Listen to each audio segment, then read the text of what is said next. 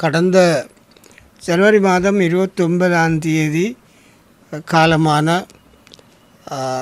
இலங்கை தமிழரசு கட்சியினுடைய நீண்டகால தலைவரும் தமிழரசு கட்சியினுடைய மிக மூத்த தலைவருமான மாவை சேனாதிராசா அவர்களுடைய மரணம் தொடர்பாகவும் அந்த மரண நிகழ்வுகள் தொடர்பாகவும் பல்வேறு விஷம பிரச்சாரங்கள் ஊடகங்களிலே, அதிலும் குறிப்பாக அச்சு ஊடகங்கள், இலத்திரனியல் ஊடகங்கள், வாட்ஸ்அப் குழுக்கள் போன்றவற்றில் வெளிவந்திருக்கின்றன. அவற்றுக்கான பதில்களை நாங்கள் அந்த காலகட்டத்திலே வழங்குவதை தவிர்த்திருந்தோம். காரணம் எந்த விதமான அகௌரவமும் அவருடைய நிகழ்வுக்கு ஏற்படக்கூடாது என்பதற்காக தவிர்த்திருந்தோம். இப்பொழுது இந்த சில விடயங்களை எங்களுடைய மக்களுக்கு தெரியப்படுத்த வேண்டிய கட்டாயம் இருக்கிறது. அது எங்களுடைய பொறுப்பு. அதை அறிந்து கொள்ளக்கூடிய உரிமையும் மக்களுக்கு இருக்கிறது. திரு மாவை சேனாதிராசா அவர்களை முதலிலே நாங்கள் இங்கே ஒரு கருத்து சொல்லப்பட்டிருக்கிறது. திரு சிவமோகன், டாக்டர் சிவமோகன் அவர்கள் எங்கள் உறுப்பினர். அவர் ஒரு பேட்டி 2ஆம் தேதி வெளிவந்த ஒரு பேட்டியில் சொல்லியிருக்கிறார், நாங்கள் மாவை சேனாதிராசா அவர்களை வைத்தியசாலைக்கு, அதாவது அவர் 28ஆம் தேதி அதிகாலை வைத்தியசாலையில் அனுமதிக்கப்பட முன்பு நானும் பொதுச் செயலாளர் சத்தியலிங்கம் அவர்களும் சந்தித்ததாகவும் அதனுடைய தாக்கம் அவரை பாதித்ததாகவும் சொல்லியிருக்கிறார். ஆனால் உண்மையில் நானும் சத்தியலிங்கம் அவர்களும் மாவை சேனாதிராசா அவர்களை அவர்களுடைய சுகீனம் காரணமாக பார்ப்பதற்கு 26ஆம் தேதி அன்றைய தினம் இந்திய நாட்டினுடைய ரிப்பப்ளிக்கன் டே என்று சொல்லக்கூடிய குடியரசு தினம், அந்த நிகழ்வுக்கு நாங்கள் 2 பேரும் 6 மணிக்கு செல்ல வேண்டியிருந்ததால் கிட்டத்தட்ட 4:30 மணி அளவில் நாங்கள் அவருடைய வீட்டுக்கு போயிருந்தோம். அதாவது சுகீனம் தொடர்பாக. அதில் நாங்கள் அரசியல் விடயம் எதுவுமே பேசலை. அவருடைய சுகீனம் சம்பந்தமாக சுமூகமாக பேசி கிட்டத்தட்ட நான் நினைக்கிறேன் ஒரு 15-40 நிமிஷம் நாங்கள் இருந்திருப்போம். சுமூகமாக எந்தவித வாதாட்டமும் இல்லாமல், எந்த விடயம் இல்லாமல் அவர் மிக அந்யோன்யமாக எங்களோடு கதைத்து அவருடைய வருத்தம் சம்பந்தமாக சத்தியலிங்கம் அவர்கள் ஒரு வைத்தியர் என்ற முறையில் சில கருத்துக்களை அவருக்கு ஆலோசனையை தென்னாரே தவிர எந்தவித இதுவும் நாங்கள் செய்யவில்லை. அதுவும் அந்த முடிந்த பிறகு நாங்கள் வருகிற பொழுது கூட அவர் முழங்காலில் பிரச்சனை இருந்ததாலே எழும்ப நாங்கள் சொன்னாங்கள். அவர் ஏற்கனவே தான் முதல் நாள் 2 தரம் பாத்ரூமிலே தவறி விழுந்து விட்டதாகவும் சொன்னவர். அதனால் நாங்கள் எழும்ப வேண்டாம்னு கூட சொல்லக்கூட இல்லை, இதை போட்டு வாருங்கள் என்று சொல்லி அன்போடு அனுப்பி வைத்த ஒரு மனிதர். அப்போ அவரோடு நாங்கள் வாதிட்டிருப்போம் என்று சொல்லி அபத்தமானது. அது மட்டுமல்ல, அதில் அங்கே இவர் எழுதுகிறார், அங்கே ஒரு தரம் இல்லையல்ல. ஆனால் உண்மையிலே திருமதி சேனாதிராசா அவர்கள் அங்கே கூடவே இருந்தார்கள். அது மட்டும் அதுக்கு மேலாக வளமை போல் அவர்கள் நாங்கள் போனால், என்னை பொறுத்தவரையில் போனால், அது இப்போ ஆரிஸ் போனாலும் அவர்கள் உபசரிக்கிற ஒரு வழக்கம் திருமதி சேனாதிராசாவுக்கு உண்டு. அன்று கூட அவர்கள் எங்கள் இருவருக்கும் தேநீர் வழங்கி குடித்து விட்டு தான் வந்தோம். எந்த பிரச்சனையும் இல்லை. அப்போ இந்த நாங்கள் அந்த நிகழ்விலே நாங்கள் ஞாயிற்றுக்கிழமை போனோம் என்றதுக்கு ஆதாரமாக சசிகலா ராவிராஜனுடைய ஒரு பெட்டி இருக்கிறது. அதாவது அவர் எழுதியிருக்கிறார், நேற்று முன்தினம் ஞாயிற்றுக்கிழமை மாவை சேனாதிராசா வீட்டுக்கு சென்றிருந்த தமிழரசு கட்சியின் தற்போதைய பதித்தலைவர் CVK சிவஞானமும் பதில் சத்தியலிங்கமும் மாவையுடன் கடுந்தொனியில் பேசியிருந்தார்கள். நாங்கள் போனது உண்மையை அதை ஒத்துக்கொண்டு, அதில் கடுந்தொனியில் பேசியிருந்தாலும் சுதந்திரங்களை கட்சி இதெல்லாமே கற்பனாவாதங்கள். இது வேணுமென்று பூத்தப்பட்டது. முதல்ல நாங்கள் போனதை ஒத்துக்கொள்கிறோம், நாங்கள் போனது பேசி. அப்போ இது விஷம பிரச்சாரம். இவரும் சொல்கிறார் ஒரு தரம் இல்லாத நேரம் போடுண்டு, மற்றது இது அவர் சொல்கிறார் முதல் நாள் போனாண்டு. அதாவது அவர் இறந்ததுக்கு முதல் நாள் நாங்கள் போனது ஞாயிற்றுக்கிழமை. அப்போ இங்கே இப்போ ஒரு விஷம பிரச்சாரத்தை அதில் போடுற பொழுது, ஆனால் டாக்டர் சிவமோகன் நாங்கள் தள்ளிவிட்டோம் அப்படி என்று அவர் சொல்லலை, பேட்டியில் சொல்லலை. ஆனால் அதை வெளியிட்ட ஊடகங்கள், ஒரு குறிப்பிட்ட ஊடகம் அவரை மாவியை தள்ளிவிட்டது சிவஞானமா சத்தியலிங்கமா என்று கேட்கிற பொழுது ஏதோ நாங்கள் போய் தள்ளி விழுத்தித்தான் அவருக்கு வருத்தம் வந்த காயம் வந்த என்ற மாதிரியான ஒரு விஷம பிரச்சாரம் திட்டமிட்டு பரப்பப்பட்டிருக்கிறது. இதை மக்கள் தெரிந்து கொள்ள வேணும். அப்படியான எந்த நிகழ்வும் நிகழவே இல்லை. அப்போ பொய் பிரச்சாரம் உண்டு. ரெண்டாவது, அந்த அவர் வைத்தியசாலையில் அனுமதிக்கப்பட்ட பொழுது நானும் குலநாயம் அவர்களும் பார்க்க சென்றிருந்தோம். காலையில் மத்தியானம் நினைக்கிறேன். அங்கே போய் பார்த்து விட்டு வெளியில் வர்ற பொழுது மாவேசனர் ஒரு சகோதரி, நான் சற்று முன் வந்து விட்டேன், நான் குலநாயம் எனக்கு பின்னால் வருது, அவரை அவமதிக்கிற வகையில் நீங்கள் சுயநலவாதிகள் பதவி அந்த மாதிரியான கருத்து சொல்லப்பட்டது. அந்த காரணத்தாலே, மனம் வந்த காரணத்தினாலே திரு குலநாயம் அவர்களை பொறுத்தவரையில், அவர் குடும்பத்தை பொறுத்தவரையில் மாவை சேனாதிரா குடும்பத்திற்கு மிக நெருக்கமாக, அதிலும் அவருடைய வளவிலேயே இன்னொரு வீட்டிலே அவர்களுடைய குடும்பம் 12 வருஷத்துக்கு மேலே அவர் இருந்திருக்கிறார். அதை விட 2001 தீபகத்திலே தாக்கப்பட்டு காயப்பட்ட பொழுது 3 மாதத்துக்கு மேலாக குலநாயம் வீட்டிலே அந்த குடும்பம் தான் அவரை பராமரிச்சிருக்கு. அப்படி ஒரு உரித்துள்ள குலநாயகம் பேசப்பட்ட காரணத்தினாலே அவர் அவருடைய மரணச்சாடங்கிலே அஞ்சலி செய்ய போகவில்லை, மனம் வந்து போகவில்லை என்றது கவலைக்குரிய ஒரு விடயம். இதை செய்தவர்கள் அது குலநாயகத்துக்கு இப்படி செய்தார்களோ எனக்கு தெரியாது. ஆனால் குலநாயகத்துக்கும் மாவை சேனாத ராஜாக்கும் அவர் குடும்பத்துக்கு இருந்த உறவுக்கு பெரிய அநீதி செய்திருக்கிறார்கள் என்று நான் பதிவு செய்ய விரும்புகிறேன். அதுக்கு பிறகு அதில் அவர் மரணம் அடைந்த பொழுது நான் தகவல் கிடைச்ச உடனே திரு ஸ்ரீதரன் அவர்களோட தொடர்பு கொண்டு, ஏற்கனவே எங்களுக்கு சங்கடம் ஏற்பட்டிருக்கிறது ஆனபடியால் இந்த அவருடைய பூத உடலை கட்சி தலைமையகத்துக்கு ஒரு முறை கொண்டு வந்து கௌரவிக்க வேண்டிய தேவை பொறுப்பு இருக்கிறது. அதுபடியாக அந்த விடயத்தை நீங்கள் பொறுப்படுத்தி அவர்களோடு பேசி ஒழுங்கு தரப்பில் நான் கேட்டிருந்தேன், இரவோ கேட்டிருந்தேன். அடுத்த நாள் காலையில் இல்லை நான் நினைக்கிறேன் 11 மணி அளவில் ஸ்ரீதரனோட தொலைபேசியில் தொடர்பு கொண்டு நான் கதைத்திருக்கிறேன். ஆனால் சில முன்னேற்றம் இருக்கிறது, நீங்கள் வந்தால் பேசலாம் என்று போட்டதன் மூலம் நான் தனியாகவே போயிருந்தேன். ஆனால் அங்கே போன பொழுது என்னை ஒருவரும் ஏற்று வரவேற்கவில்லை. அது எனக்கு கவலையும் இல்லை தான். ஆனால் அது ஸ்ரீதரன் என்னை அழைத்து சொன்ன பொழுது நான் அவர் மாவை அமுதனுக்கு அவருடைய மகன் அமுதனுடைய அறிமுகம் செய்த பொழுது நான் அவருக்கு நேராக சொன்னேன். 12 வருஷம் அந்த இடத்துல இருந்தவர், கட்சி தலைவராக இருந்தவர், அவருடைய உடலத்தை உங்களுடைய கிரிகைகளை எல்லாம் முடித்து கொண்டு கட்சி தலைமையை கொண்டு வரதான் அதுக்குத்தான் வந்தேன், நான் செய்கிறதா நல்லன்னு சொல்லிடலாம். அவர்களும் பதில் சொல்லலை. அந்த விடயத்தில் நான் ஒன்று வெளிப்படையிலே சில பேர் கருத்து சொல்லலாம், உண்மையை சொல்லுவேன். அந்த விடயத்தில் ஸ்ரீதரன் என்னோடு ஒத்துழைக்கிற ஒரு நிலைப்பாட்டில் தான் இருந்தது. ஏனென்றால் அதை நான் சொல்லி போட்டு வெளியில் வந்த பொழுது அப்படி மார்ட்டின் ரோட்லேயே அந்த பூத உடல் வைக்கிறது வேணும்னு சொன்ன பொழுது எனக்கு கொண்டு சொன்னார், அண்ணே தச்சலை கொண்டு போகிறதென்றால் நானும் சில மோட்டார் சைக்கிள்கள் ஒழுங்கு பண்ணுறேன், நீங்களும் ஒழுங்கு பண்ணி முன்னுக்கு கட்சி கொடியோடு போனால் நல்லதுன்ட்டு எனக்கு சொன்னவர். அது அப்போ அதில் கொஞ்சம் அவர் எனக்கு ஒத்துழைப்பான நிலைப்பாட்டில் இருந்தார்ன்றதை நான் மக்களுக்கு தெரியப்படுத்துவார். பின்னால் வந்து அதுகளுக்கு பின் நான் முயற்சிக்கல. ஆனால் அந்த விடயத்தில் அவர் ஒத்துக்கொண்டவர். ஆனால் இப்போ அது அடுத்த நாள் 1ஆம் தேதி 2ஆம் தேதி மரண சடங்குக்கு முதல் நாள் மாலையிலே எனக்கு ஃபோன் பண்ணி சொன்னார், அவர்கள் அங்கே மார்ட்டின் ரோடு கொண்டு வரதை விரும்பவில்லை, ஏனென்றால் நேரடியாக இங்கே ரயில் விட்டால் மக்கள் குறைவாக இருக்கும்னு சொல்கிறாங்க. எனக்கு அதையும் தெரியப்படுத்திட்டார். அது அப்போ அந்த விடயத்தில் நான் என்ன சொல்கிறேன் என்றால் ஒரு விஷம பிரச்சாரம் இங்கே நடந்திருக்கிறது.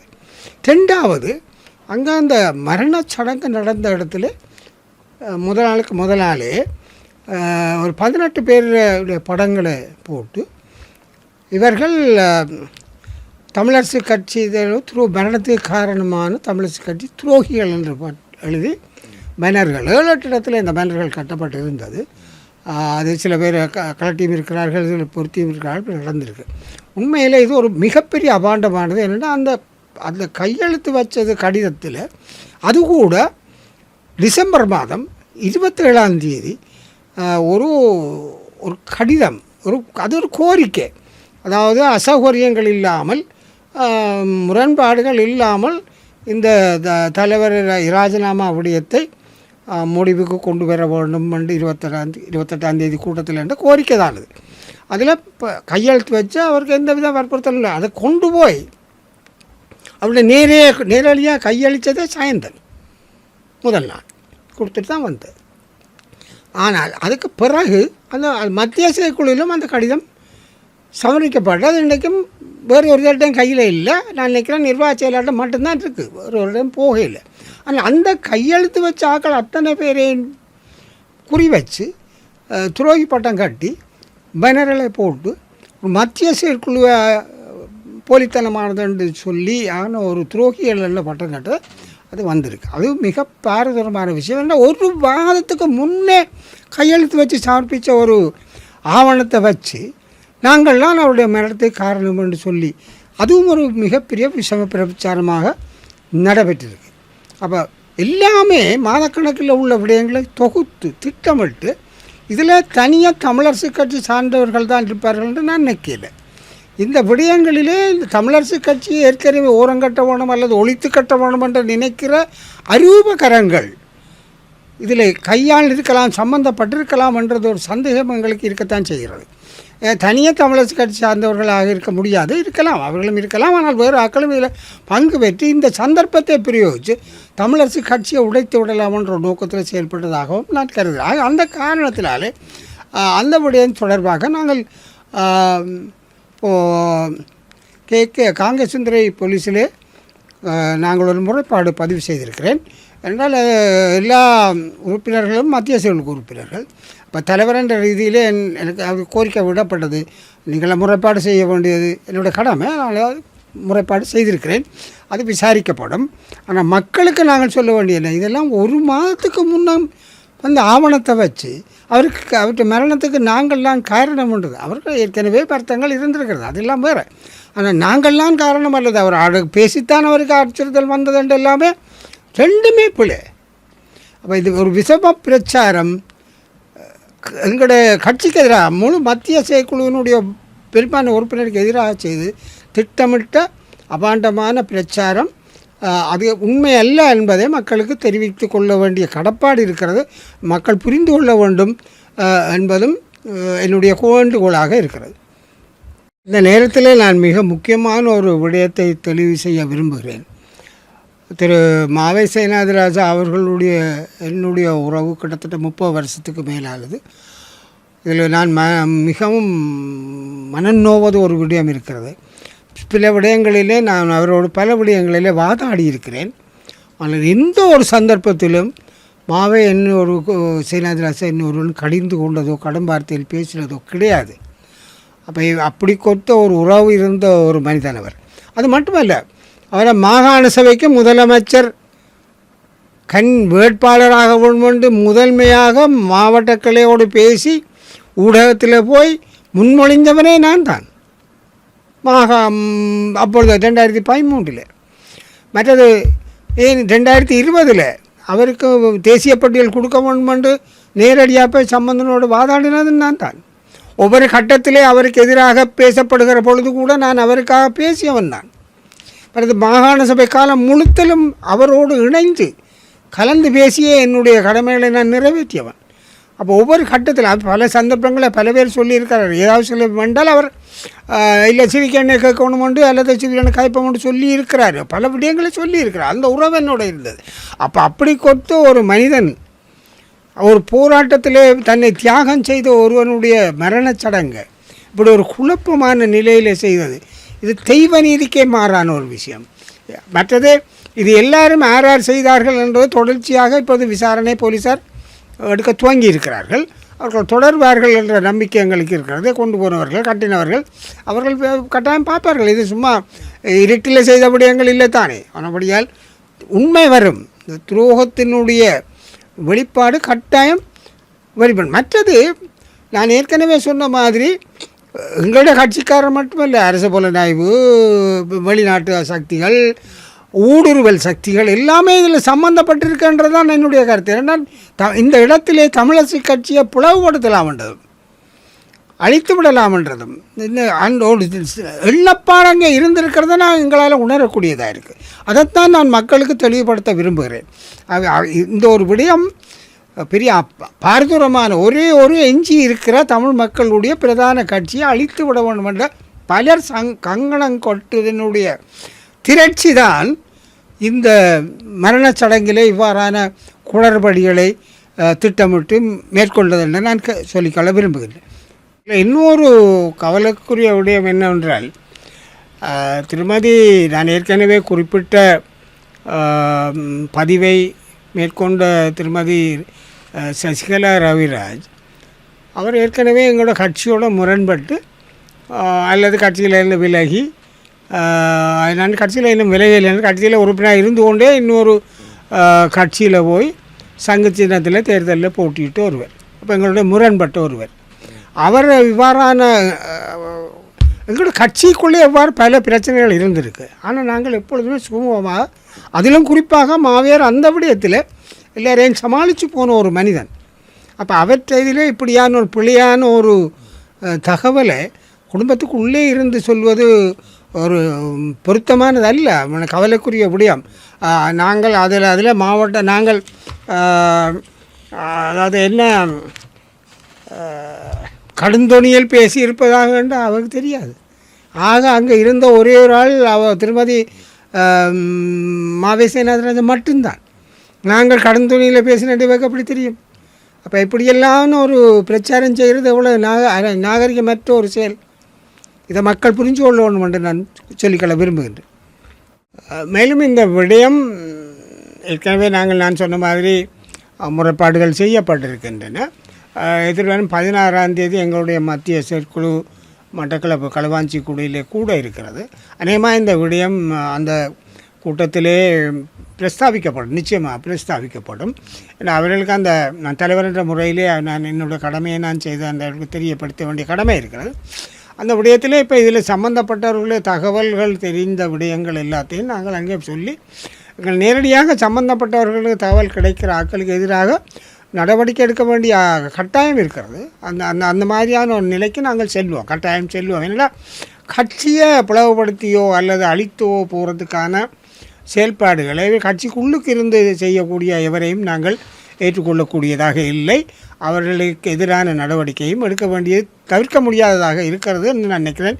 நான் யாரையும் குறிப்பிட்டு இப்பொழுது சொல்லவில்லை. ஆனால் சில விடயங்கள் எங்களுக்கு தகவல்கள் அங்கே வரும்.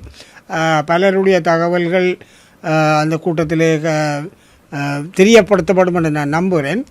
அது எல்லாவற்றையும் சேர்த்து சில நடவடிக்கைகள், பொருத்தமான நடவடிக்கைகள் எடுக்க வேண்டிய கட்டாயம் நிகழும் என்று தான் நான் நினைக்கிறேன்.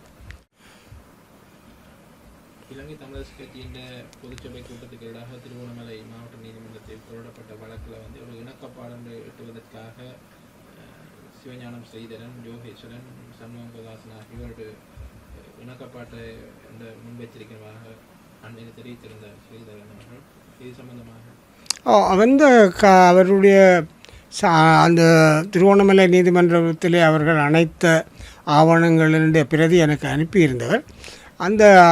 அதன் பிரதியை ஏற்கனவே எனக்கும் அனுப்பியிருந்தவர், பொதுச் செயலாளர் சத்தியலிங்கத்துக்கும் அனுப்பியிருந்தவர். அதை விட அதில் மேலே அங்காலே இருக்கக்கூடிய திரு சுமந்திரன் அவர்களுக்கும் ரத்னவடிவேலு அவர்களுக்கும் குலநாயம் அவர்களுக்கும் அந்த பிரதியை நான் அனுப்பியிருக்கிறேன்.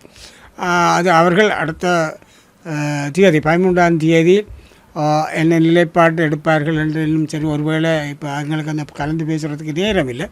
மத்திய செயற்குழுவிலையும் அதை பற்றி வாதிக்க முடியாது என்று அதுக்கு இந்த நாளுக்கு பிறகு தான் மத்திய செயற்குழு இருக்குது. ஆனால் அந்த விடயத்திலே முறைப்பாட்டார்கள் என்ன நிலைப்பாடு எடுப்பார்கள் என்று சொல்ல முடியாது. என்றால் இது இப்போ நாங்கள் ஒரு பக்கமாக இருந்தால் எதிராளிகள் 7 பேர் அல்லது 8 பேர் இருந்தாலும் முறைப்பாட்டாளர் அந்த அவர்களுடைய கோரிக்கைக்கு சாதகமான நிலைப்பாடு எடுப்பார்களா இல்லையான்றதை எங்களால் சொல்ல முடியலை. அதனுடைய 13ஆம் தேதி தான் நீதிமன்றத்தில் இந்த வழக்கு எடுக்கப்படுகிற பொழுது உண்மையான நிலைமை தெரிய வரும்னு நான் நினைக்கிறேன்.